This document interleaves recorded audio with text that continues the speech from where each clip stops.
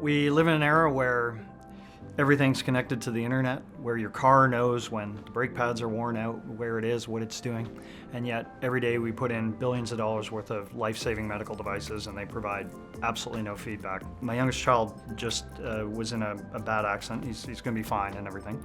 But when he walked out the doors of VGH, it was incredibly terrifying to not have any way of knowing what was going on, what the problems were, and I'm a doc. Back to the car analogy, we've gone from beeping systems to backup cameras to smart cars that park themselves.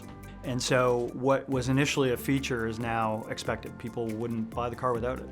I think that's what's going to happen with devices. I think patients will want to know what's going on in their body. Physicians will want to know how to monitor their patients away from home. This is just the next obvious step in the evolution of patient care.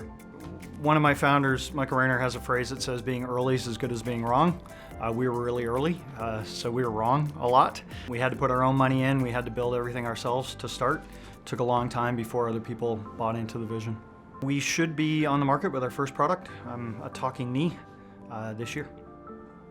The more severe the problem, the more valuable feedback becomes. And so we started with orthopedics for a bunch of technical reasons, so we'll make talking knees and hips and shoulders, but eventually we'll move into trauma, we'll move into other things.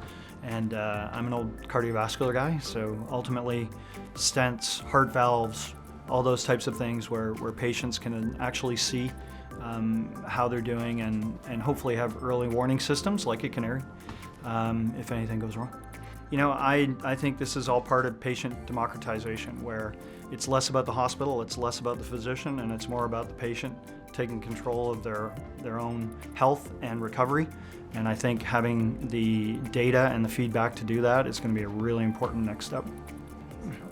I went to grad school here, I went to med school here.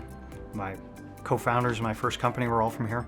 I mean, this is home, it's always been home, and I hope we can recapture the glory in our sector that we deserve. We have great university, we have great researchers, we have great commercial talent, but we seem to be missing the elements that get us to the next level.